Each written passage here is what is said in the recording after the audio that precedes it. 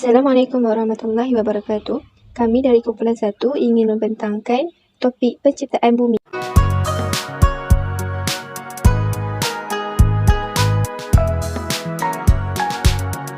Assalamualaikum warahmatullahi wabarakatuh. Saya, Wan Khadijah Nassim binti Wan Adnan, akan membentangkan bahagian pengenalan pembentukan bumi.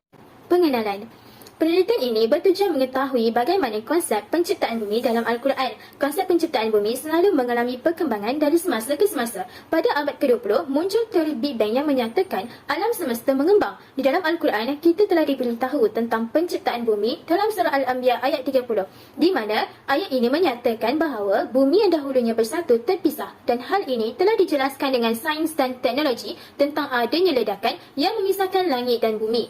Ayat ini juga dikaitkan dengan teori Big Bang kerana terdapat persamaan dengan ayat tersebut. Selain itu, terdapat juga perbuatan manusia yang diterangkan menyebabkan kemusnahan dan bencana kepada bumi. Sebagai contoh, pemanasan global, pembalakan yang tidak terkawal, dan aktiviti pembangunan yang tidak terancang. Seterusnya, saya akan membentangkan bahagian objektif. Objektif yang pertama adalah menjelaskan 3 fakta sains moden yang menerangkan tentang penciptaan bumi, iaitu mengikut teori nebula, teori Big Bang dan pendapat ahli fizik Rusia serta ahli kosmologi Belgium. Objektif kedua adalah menerangkan dalil-dalil Al-Quran tentang sejarah di mana langit dan bumi dipisahkan seperti yang diterangkan dalam surah Al-Anbiya ayat ke-30. Seterusnya, objektif ketiga pula ialah mengenal pasti kejadian yang ditimpa bumi akibat perbuatan manusia yang tidak bertanggungjawab. Assalamualaikum warahmatullahi wabarakatuh. Saya Hanika binti Hasrul akan membentangkan tentang perbincangan isu.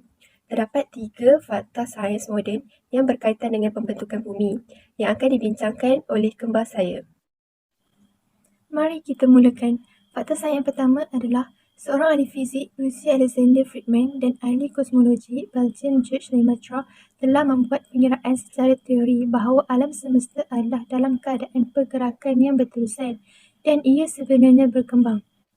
Fakta yang kedua, mengikut teori nebula, sistem tata suria terbentuk dari kondensasi awan panas. Pada proses kondensasi tersebut, ada sebahagian yang terpisah dan membentuk seperti cincin yang mengelilingi satu pusat.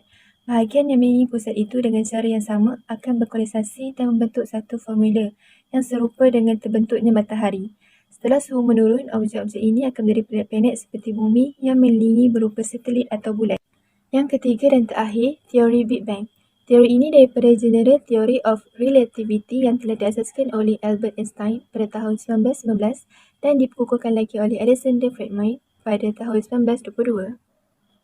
Berdasarkan ayat 30 surah Al-Anbiya, teori Big Bang dikaitkan dengan ciptaan Allah terhadap alam semesta termasuk langit dan bumi.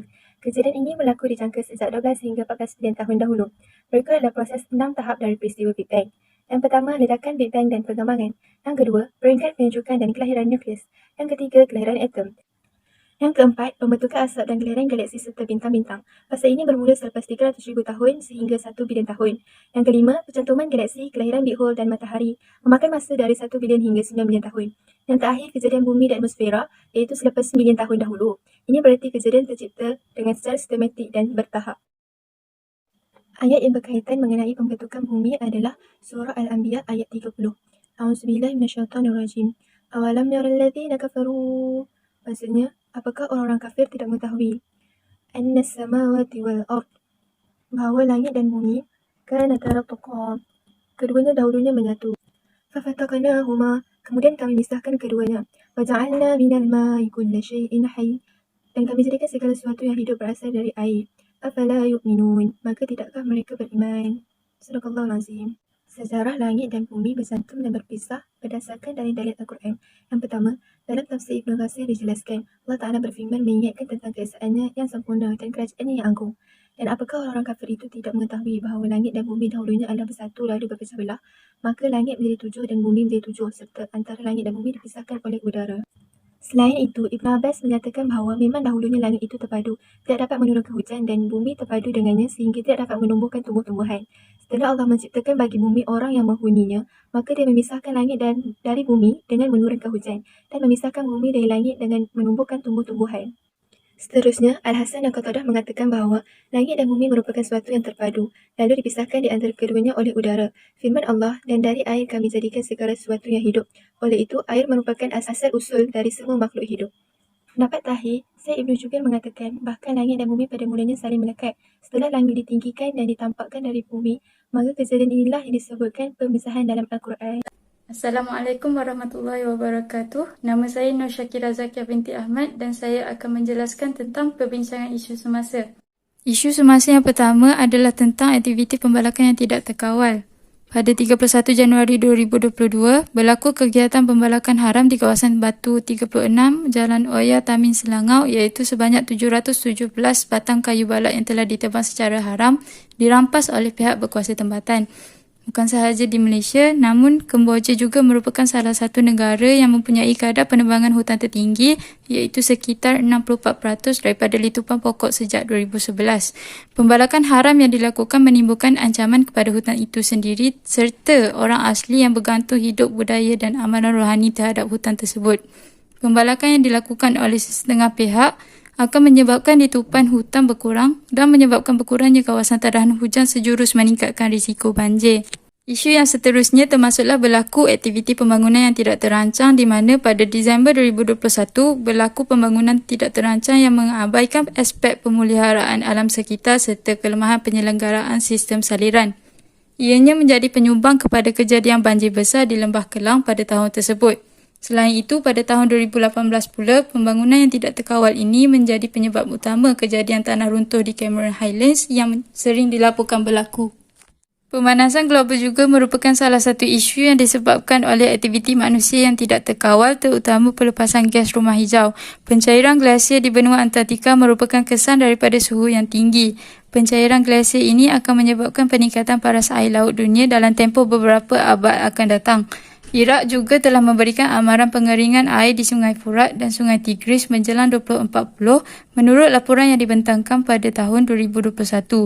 Kedua-dua sungai merupakan tempat bergantung bagi Iraq dan sejak April 2022 yang lalu, suhu di Iraq telah melebihi 35 darjah Celsius menjadikannya salah satu punca pengeringan air sungai tersebut. Assalamualaikum, nama saya Dr. Trisha binti Ahmad. Saya akan menguraikan tentang rumusan penciptaan bumi. Rumusan yang dapat saya buat berkaitan tajuk ini ialah soalan dan ilmu sains moden sekarang ini memberikan kita pelajaran yang sangat berharga. Kajian para ahli geologi ini sangat jelas membuktikan apa yang tertuliskan dalam Al-Quran 1400 tahun yang lalu. Dan firman Allah SWT, orang yang mengikut semoga dapat dijadikan pelajaran buat kita semua. Penciptaan bumi berdasarkan 3 fakta moden iaitu teori nebula, tata suria yang terbentuk dari kondensasi awan panas atau kumpulan gas yang sangat panas. Maksudnya, teori bahawa alam semesta berada dalam pergerakan yang berterusan dan ia sebenarnya berkembang.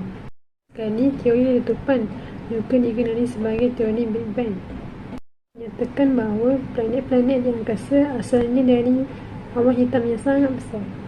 Yang kedua ialah sejarah di mana langit dan bumi bercantum dipisahkan berdasarkan dalil-dalil Al-Quran.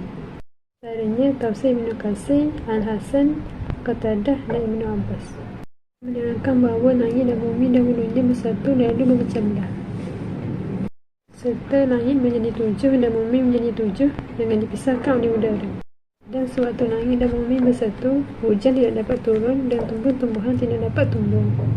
Yang terakhir dapat juga saya simpulkan tentang kejadian yang ditimpa bumi akibat perbuatan manusia yang tidak bertanggungjawab. Antaranya aktiviti pembalakan yang tidak terkawal, aktiviti pembangunan yang tidak terancam dan pemanasan global. Sekilas teori perkembangan terbentuknya bumi yang ditemukan oleh para ahli geologi moden dan diceritakan dalam Al-Quran 1400 tahun yang lalu. Sungguh benar firman Allah SWT. Justru itu manusia selayaknya berfikir dan beriman kepada Al-Quran.